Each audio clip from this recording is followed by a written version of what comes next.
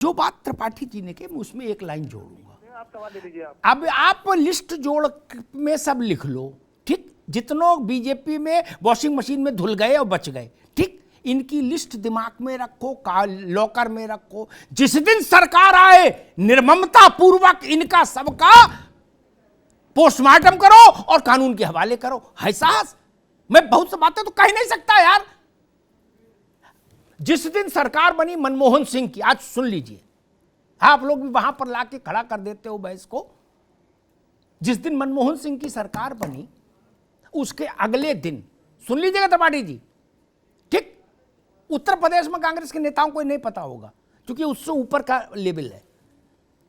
सोनिया गांधी से मिले कॉमरेड हरकिशन सिंह सुरजीत और ए.वी. वर्धन, ठीक, यही लोग उस वक्त कांग्रेस से बड़ी कांग्रेस थे, इन्हीं की कृपा से सरकार चल रही थी, ठीक, और उसमें भी सुरजीत तो बहुत ही बड़ी पोजीशन में थे। सुरजीत ने मुझे बताया, चिंटू पिंटू नहीं, ना गूगल में, कि हमने सोनिया गांधी को रंजन भट्टाचार्य से जुड़ी फाइल दी है और हमने कहा इसके खिलाफ जांच करो, इसको जेल भेजो। क्या? मैंने कहा उन्होंने क्या कहा? आपने कहा वो तो ठीक। बोले उन्होंने मेरा हाथ दबा दिया। बोले पापा जी अब इसको छोड़ के और कुछ बताओ। मैं इस तरह के बातों के खिलाफ हूं, जान लीजिए, अच्छा लगे या बुरा लगे। कोई किसी का हो जेल भेजो गलत काम किया तो। ये कौन सी सद्भावना है कि तू मेरी ना कहे मैं तेरी ना कहूं? लिली का पेट्रोल पंप का मसला में है तो वो भी आगे जांच में नहीं जाएगा क्योंकि रंजन का मसला जांच में नहीं गया। ये हमको मालूम नहीं क्या? हम इस तरह के गुपचुप मर्सी पिटीशंस के खिलाफ हैं, ये जान लीजिए। यही तो मैं भी कह रहा हूं, निर्ममता पूर्वक कार्रवाई करिए, ये गोलमाल मत करिए कि भाई खादी पहन लिया भी, ये तो दो चार 10 बीघा जमीन हत्याएंगे। क्यों हत्याएंगे? 20 लाख मारो, जेल भेजो आदमी को। गरीब आदमी को रहने को जमीन नहीं, आप लोग महल बनाएंगे। नो। अरशद आबिद साहब, आपको आवाज आ रही है भैया? जी साफ आवाज आ रही है। जी, मैं समझना चाह रहा हूं क्या उनका मन टूट गया, आजम खान साहब का दिल टूट गया है? जैसे होता है कि अब दिल ही टूट गया तो जी कर क्या करेंगे, एक गाना था सिनेमा का। क्या वो स्थिति इसलिए तो नहीं आ गई कि आप लोग कंधा से कंधा मिला खड़े नहीं हो रहे हो? अमिताभ जी,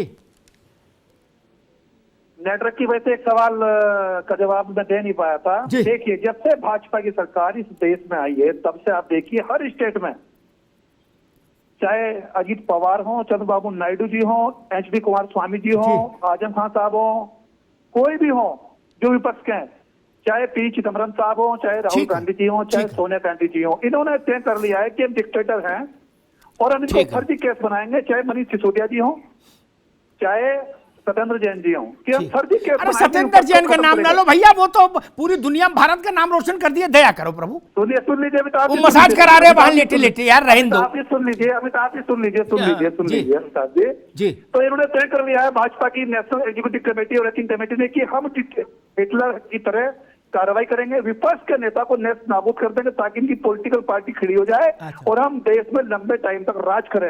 इन्होंने जुल्म किया है इस देश के नेताओं पर, कार्यकर्ताओं पर, किसानों पर, नौजवानों पर। ये जानबूझकर विपक्ष को कमजोर करने के लिए विपक्ष के नेताओं पर फर्जी मुकदमा दर्ज कराकर उनकी इंक्वायरी करवा रहे हैं, क्योंकि CBI, income tax, sale tax, ED और इलेक्शन कमीशन इनके इशारे पर काम करता है। जो कहते हैं वही आदेश जारी करता है। ठीक है आमिर साहब, आपने बड़ी अच्छी बात की। और ये जो अपराधी किस्म के लोग जिन्हें बताते थे, इन्होंने सबने उन सबको अपनी पार्टी में शामिल कर दिया है, जो घोटालों में शामिल है, लेकिन उनके खिलाफ कोई कार्रवाई नहीं कर रहे क्योंकि वो वोटिंग मशीन में। ठीक है अरशद आबिद साहब, अभी एक मिनट रुको। ये ना बोले आबिद साहब कि सरकारें लोकतंत्र में बदलती रहती है और इनको भी दिक्कतों का सामना कल को करना पड़ सकता है। ठीक, रुक जाओ एक मिनट। और आजम खान साहब को तो इतना जुल्म ज्यादती की गई है, इतने फर्जी मुकदमे लिखवाए गए हैं कि जितने एक छोटे से कार्यकर्ता के खिलाफ आजादी के बाद किसी स्टेट में नहीं लिखवाए गए। ठीक है भैया, करनी पड़ी। ठीक अरशद भाई एक मिनट रुको, नावेद शिकोह के पास चलूंगा। एक बुनियादी बात साफ हो जाए ताकि ये एचएमबी का रिकॉर्ड बजना बंद हो जाए। ठीक, इसमें तर्क नहीं है। मैं तो बड़ा प्रैक्टिकल बात कहता हूं, हाथ कंगन को आरसी क्या, पढ़े लिखे को फारसी क्या।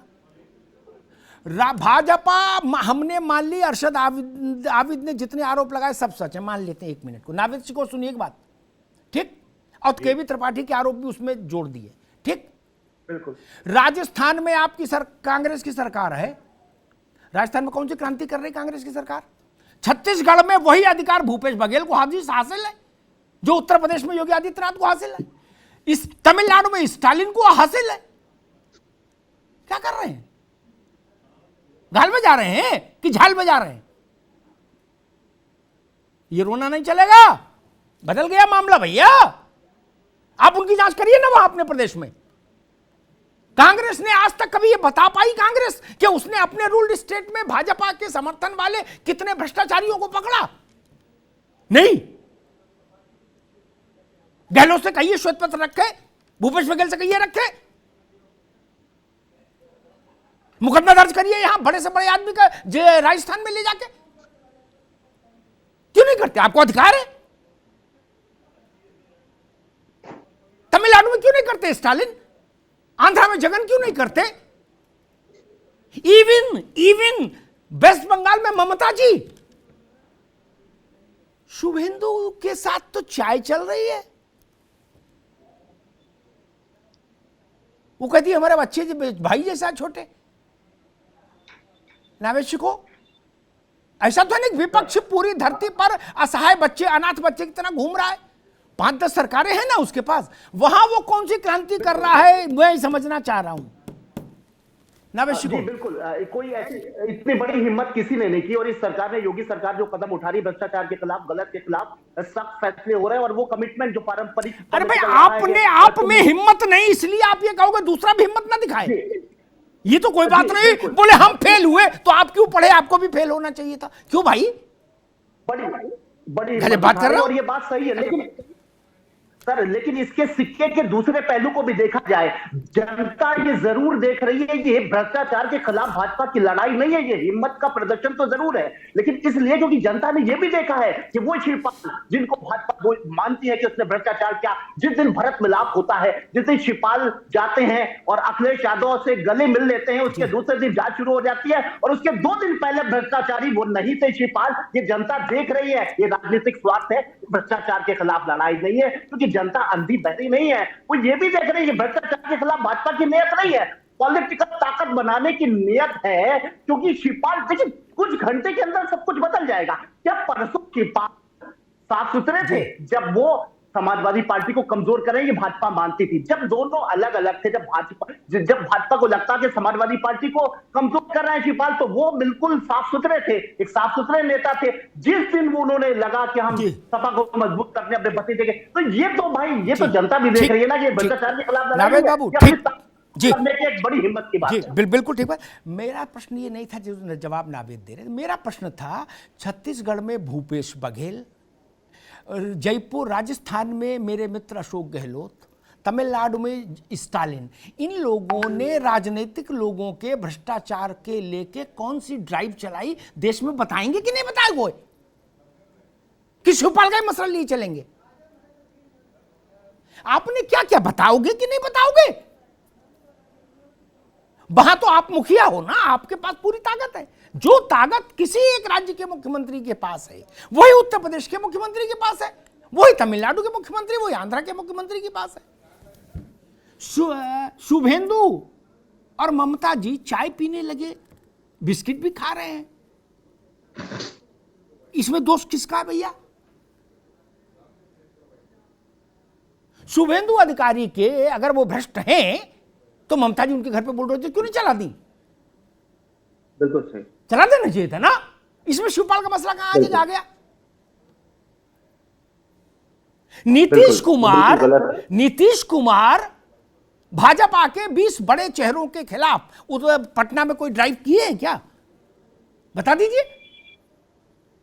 भाषण में बोल रहे हैं कि भाजपा वाले चोर हैं। अच्छा जी, चोर हैं तो आप शासन में क्या मूंगफली बेच रहे हो? ये अंताक्षरी खेल लो, जेल में क्यों नहीं डाल रहे? मेरा तो बड़ा खरा सवाल है। योगी जी कहते हैं कि ये चोर है, मैं कहता हूं तुरंत इसको गिरफ्तार करके जेल में भेजो, कितनी बार भी सांसद रहो, कितनी बार मंत्री रहो, इससे क्या मतलब?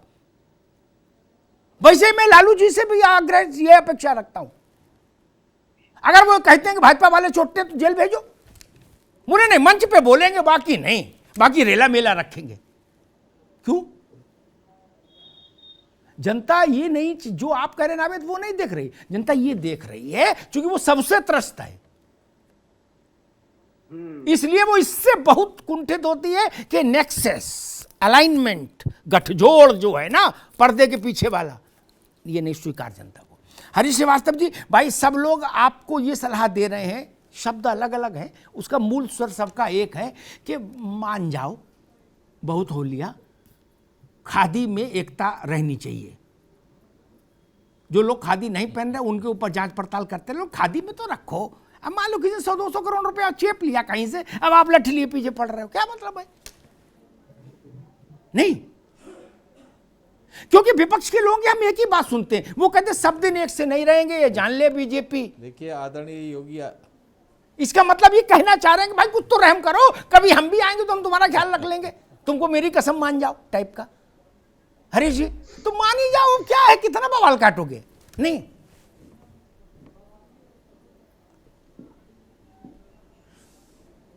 हरीश जी देखिए उत्तर प्रदेश के अभिनंदनीय मुख्यमंत्री आदरणीय योगी आदित्यनाथ जी का जो हमने कहा कि जो महाराज जी का संकल्प है, माननीय मुख्यमंत्री जी का जो संकल्प है, वो भ्रष्टाचार मुक्त और अपराध मुक्त व्यवस्था, उस पर वो पूरी दृढ़ता के साथ काम कर रहे हैं योगी जी।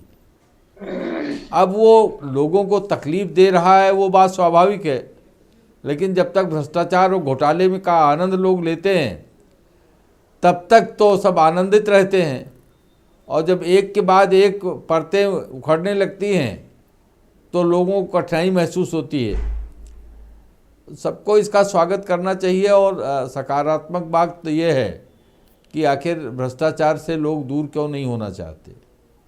भ्रष्टाचार मुक्त व्यवस्था के लिए तो सबको सरकार की सराहना करनी चाहिए, मुख्यमंत्री जी की सराहना करनी चाहिए कि पूरी दृढ़ता और मजबूती के साथ उस पर वो चल रहे हैं। तो ये बात दीगर है कि विपक्ष परेशान है और वो डेस्परेट हो रहा है, तो उसकी वजह यह है कि सिद्धांतों से समझौता आदरणीय योगी जी नहीं करते, और उन्होंने जो संकल्प लिया उत्तर प्रदेश के लिए उस पर पूरी मजबूती के साथ। जब मैं समझ गया है, नावेद शिकोह शिवपाल सिंह यादव को जो कोठी मिली है, ये उसको छिनवा के मानेंगे नहीं, ये लिख लो।